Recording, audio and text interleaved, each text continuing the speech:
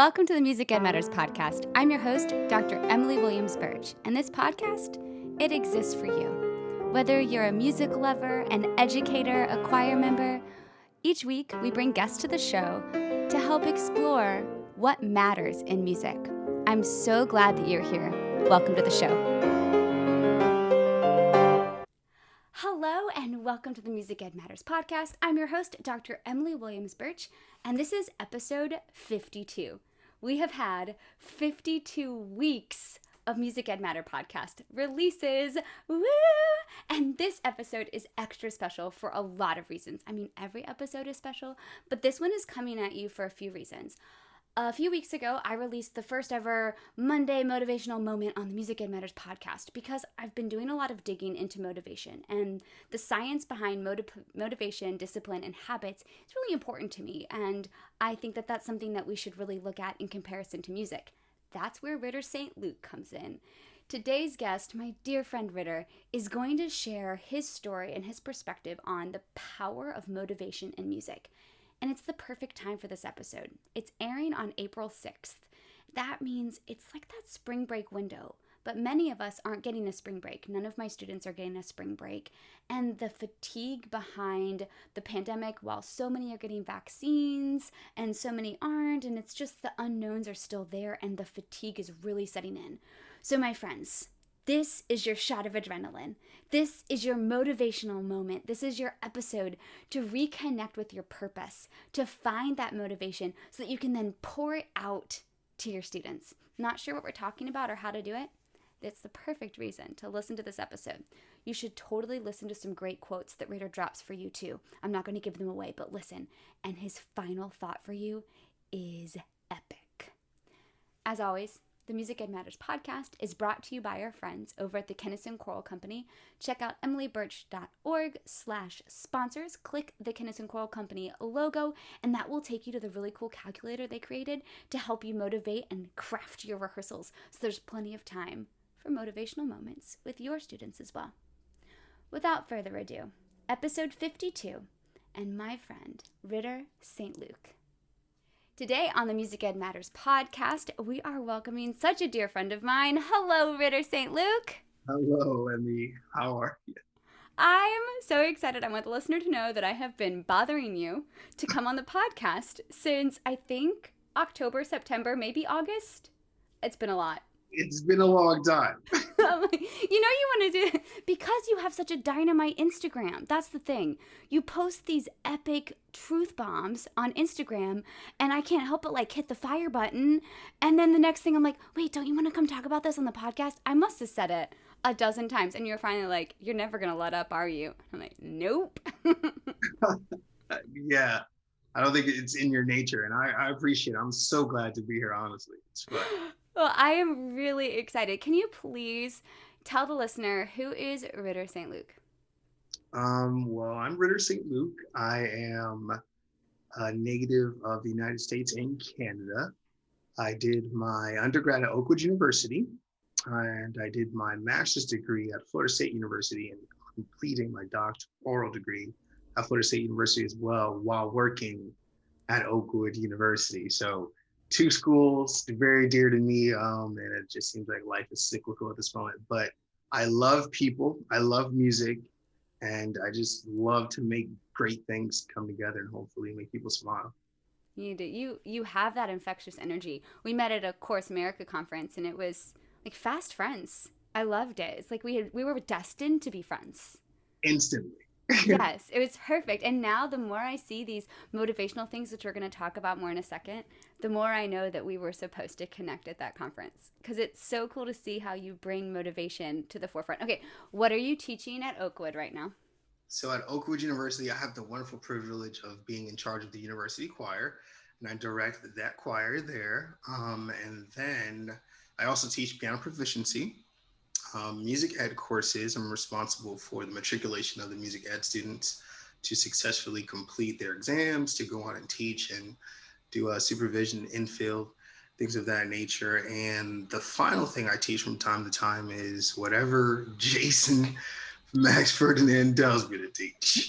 That is a great place to be. So a question everyone's probably thinking, do you get to spend time with the Aeolians too? If you teach the university choir, do you also get to spend any time with the Aeolians? I can. Well, it's difficult because we meet at the same time. So my choir and his choir meet at the same time. But there's times where I've had my choir just like not meet for a day, and I've popped over to say what's going on. But it's interesting times. Hopefully, we can revert it back to where university choir is back on Mondays and Wednesdays as opposed to Tuesdays and Thursdays, and then get Then more you can have, involved with my former choir. yeah, yeah, more collaboration. Those are COVID precautions right now. Right. Well, yeah, it is COVID precautions, and then I think before I came here, they made that switch where they meet at the same time. So Mm-hmm. hopefully, when I was a student here, not too long ago, for those of you guys wondering, when I was a student here, we met on Mondays and Wednesdays as opposed to Tuesdays and Thursdays. Mm-hmm. How many music ed students are you dealing with, and is your choir mostly music majors? What does it look like? My choir is mostly music majors. I would say about 98.2% is It's very specific. is music majors. And currently, music ed students that we have here is only two. So if you're thinking about a place to come and study music education, Oakwood University could be the place for you. Yes, look at you. Retention, progression, recruitment, retention, progression, RPG, and matriculation. You're using all those academic words correctly. Well, yeah, I just the art of a salesman is. Yes. Hey, I would send someone over your way. I mean, we were technically in competition, but I would love for you to have some students from my neck of the woods. That's so cool Oh, that you have space. well, we could do a cross exchange at some point. Hey, I'm all for it. As soon as this COVID thing's over, you better believe it. You already know. Oh, I'm so excited. So you teach all of those classes, you help with choirs. How did you get in to the power of motivation and motivation in music? Well, it really stems from high school. In high school, I really learned the power of words and vocation. So I got really comfortable in speaking and public speaking, things of that nature. But it was one day I was walking, and there was a student on campus who said, "Man, you always walk with your head up." And I said, it's because you get to see the world better this way, right? And so Ooh, um, walk with your head up because you get to see the world better this way. Just restating it for those in the back. Keep going. Literally in that moment, I just felt like, man, that was something really positive, short, it's sweet and to the point. And then later he came and told me later that week, I was like, man, that really changed my entire perspective. And I had no idea. And so from then on, I just kind of just wanted to motivate people to feel better. Especially, I, I really have a passion for helping people who feel detested or dejected, or even if they're going through things, just want them to know, like, this is life, and you can turn your failures into lessons if you keep in mind of where you're going. So it's always trying to be progressive in that nature. So that was how I got into it, and that's what I love to do, and it keeps me center as well. So yeah, So, were you singing in a choir at this time? I was actually. I was singing at I went to school called Pine Forge Academy. And Dr. Ferdinand was the director when I was there as well. And that is when I actually started to, be comfortable in being who I am, because choir allows you to use your voice amongst the many, but you're working towards a collaborative effort.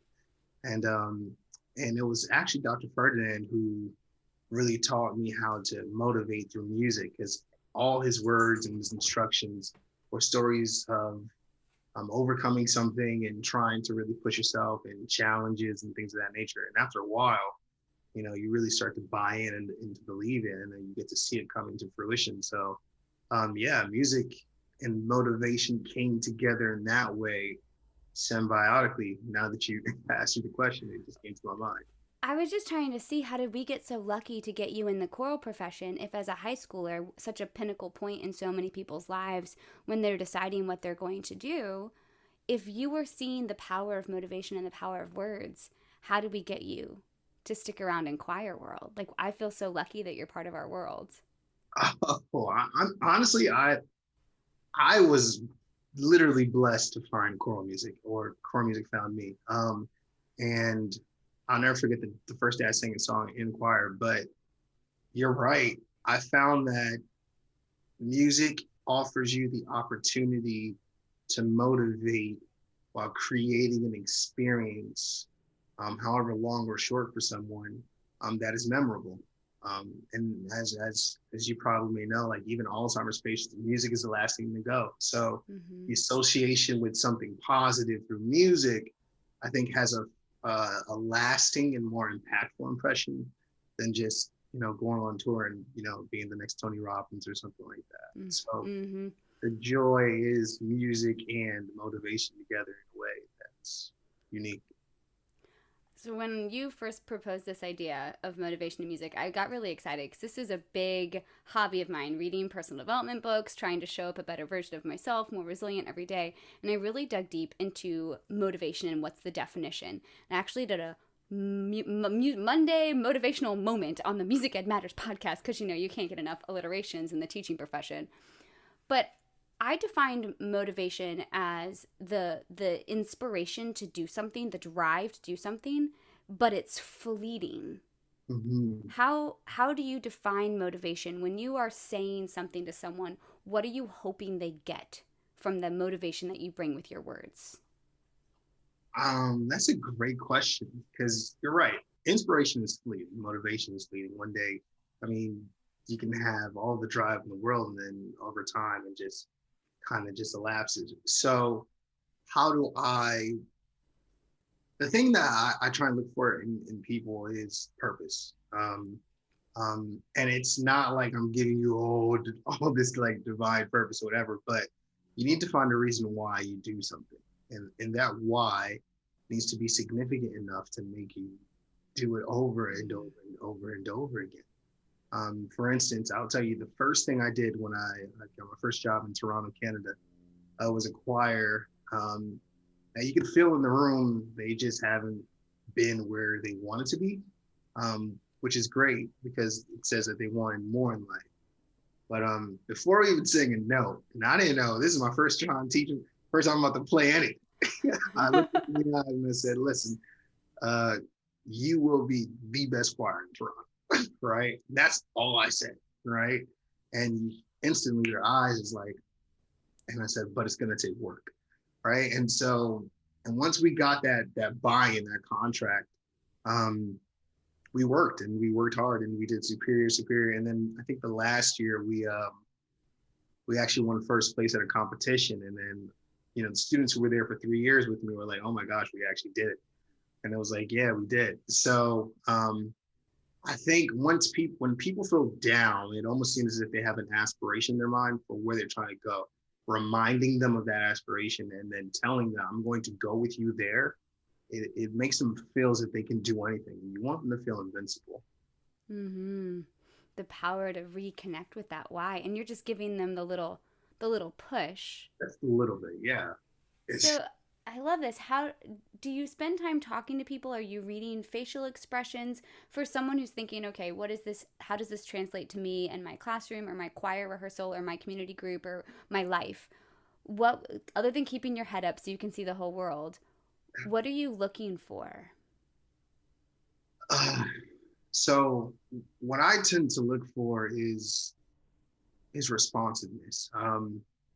Isaac Newton said, "Energy can't be created nor destroyed; it can only be transferred from one party to the next."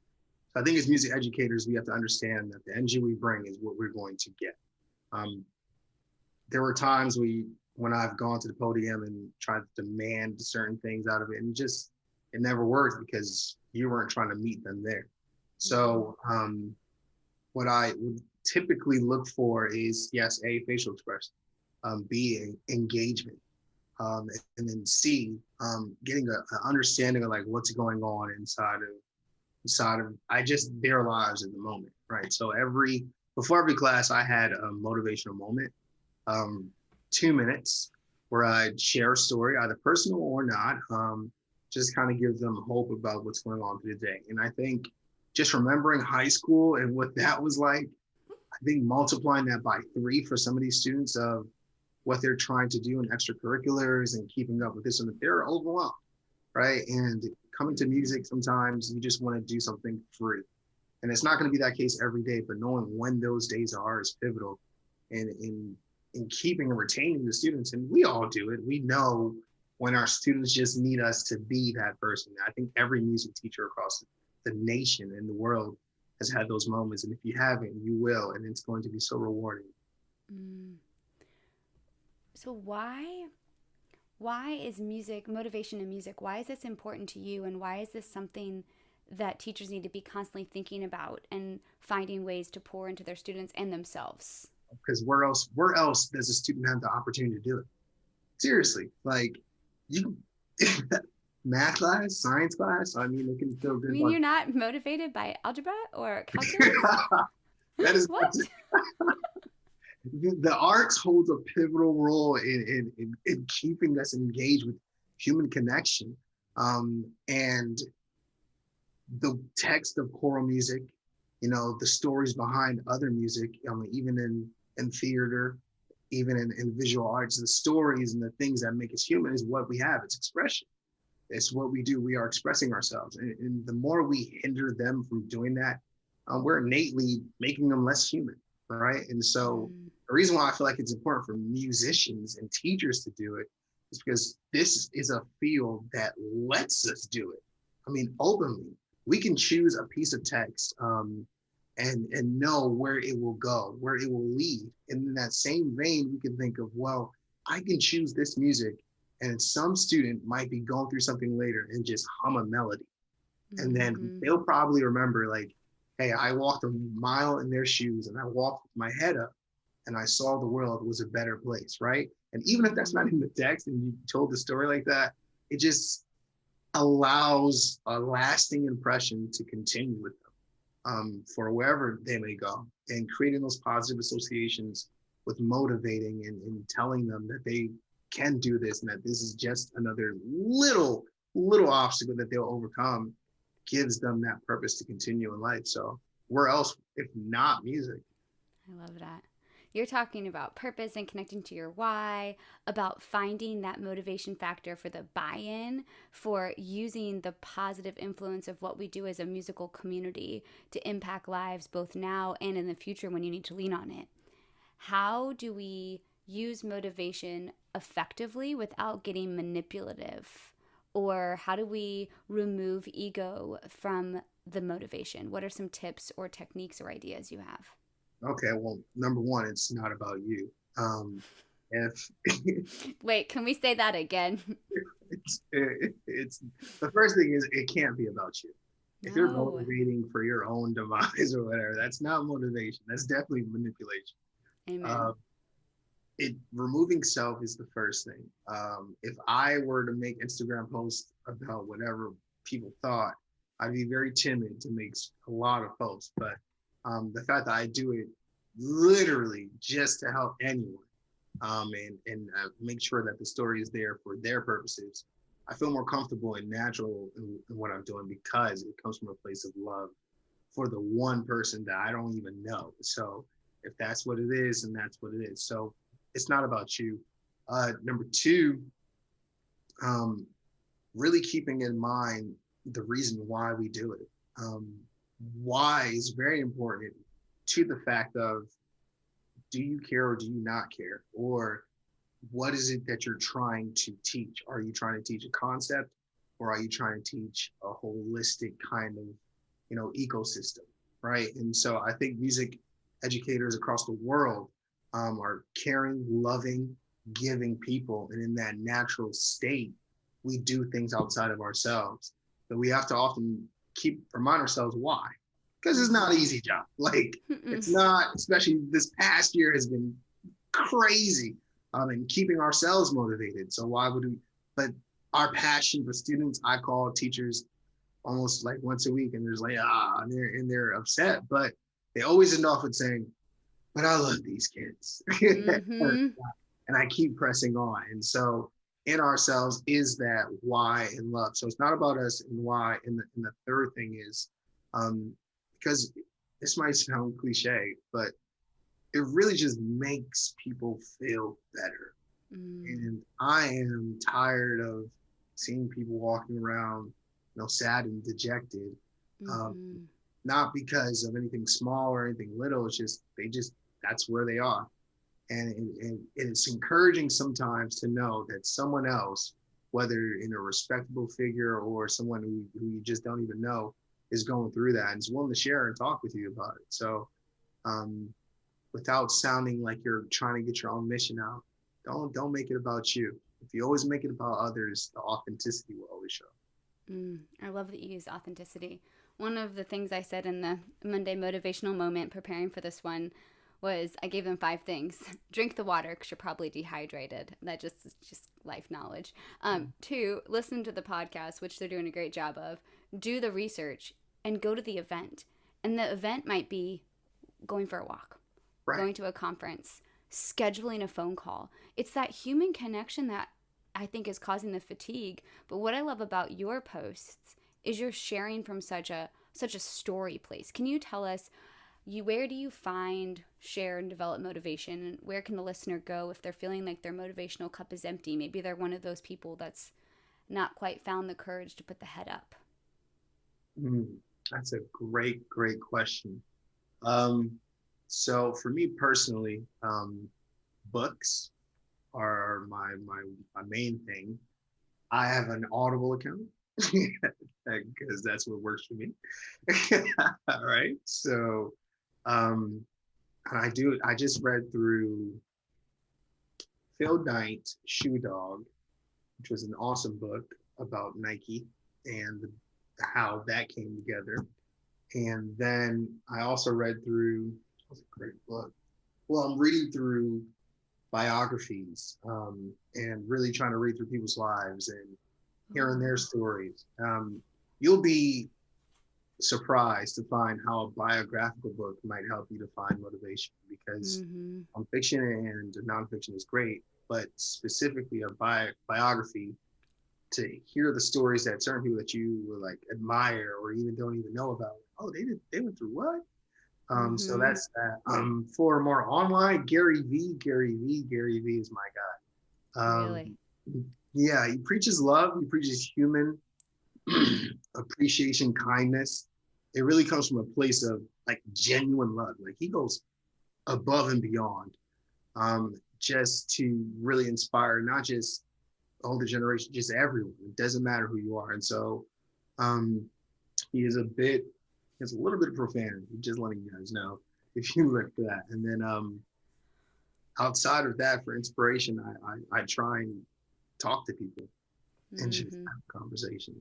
And through those conversations, ideas come, and then those ideas turn into those stories that you see in the mornings, because it's like, oh, I forgot I went through something similar. And that's my process. I haven't really thought through that. That's an interesting question. I love that. I haven't thought about biographies. I'm a sucker for a good running biography. I Oh, have read so many biographies on runners, and I have gotten so many life nuggets out of biographies on running. I will never be an elite athlete. I am just not made of those fast twitch, like go fast muscles, but I love endurance sports. So I have read one too many running biographies. I'm going to have to exchange biography lists with you and see who you're reading about right now. yeah, we should. Have you That read would be really fun. David Goggins? Yeah. The Can't Stop Me Now? Yeah, I've heard that name. Yeah, that's a good book. He's U.S. Marine Olympic runner. I'll That, have to go find that one. I've read Run the Mile You're In by Ryan Hall. okay. Dina Castor wrote a great book about how she was just a talented runner from the beginning of her life. She holds like #1 records for a couple different distances, and then she talks about the shift in finding your why and finding the joy through all of it. Send that to me, please. Oh yeah, totally. I will totally send it to you. Plus, it's just fun to hear people's stories. I love hearing how your story of one person walking by you saying one thing in high school has now become this blossomed flower that is pouring motivation into anyone who can see your Instagram stories. I mean, I'd love to be like walking down the hall and hear what you have to say every day, but Instagram's working for me since you're so far away. One day, hopefully, maybe we'll see. Yeah, oh my gosh, that'd be so cool. Okay, this has been perfect, and I have a feeling we will unpack more of this as we go through our life together in the professional world. But I always let the guest give the listener one thing that really matters. You've given us so many things to think about and cling to, and to refill our cups and find our motivation and share that with our students and our people. What's one thing you want them to really remember before they tune out for the day? No is a viable answer. And I think, I don't, that might sound like, well, what? No is a viable answer. I think sometimes we do a lot of things that we don't really want to do, right? And it's nice, it's kind, and it's courteous, but at the expense of yourself, saying no to certain things helps you recharge, replenish, and to go further in the longer run. And sometimes we can get peer pressured or coaxed and feel guilty about certain things, but I'm just here to remind you that no is a viable answer. We as educators, we say yes a lot. Yes, yes, I can do this. Yes, I can do that. Yes, I can do that. But at the expense of yourself, the expense of your mental health and who you are as a person. From time to time, it's okay to say no, and it's okay to feel good about standing by no. I know it sounds crazy, like what? But I'm telling you, learning the power of no really opens up your opportunities to find the meaningful yeses. I love this power of no. It is hard. It You know is- what I put with my power of no? Glitter is a decision. Like, glitter is an option. it Glitter is. is a statement. So when I say no, I have like a little glittery icon on my desktop, and when I'm having a hard time saying no, I turn it on and it has glitter as an option. No, thank you. Exactly. You got it. Something. But it aligns with the why, and what you said is so perfect. If you're saying yes to everything, you have no time to refill that cup and to be aware and empathetic and observant. Holy smokes, sleep is also an option. Sleep is definitely an option. I go to bed at 8:30, but I'm still up at 4. Me too. Hey, thank you so much for doing this. It wasn't too painful. No, it wasn't as painful as the vaccine shot. The power of music, the power of people and music, the power of motivation with people through music so that we can make the world a better place. How awesome is this thing we call a job/hobby? Wow. I hope you feel inspired. You can say no, and you can change lives, because you, my friend, you matter. And we all know that music matters, especially on this 52nd episode of the Music Ed Matters podcast. So I'll see you next time. Thanks for listening.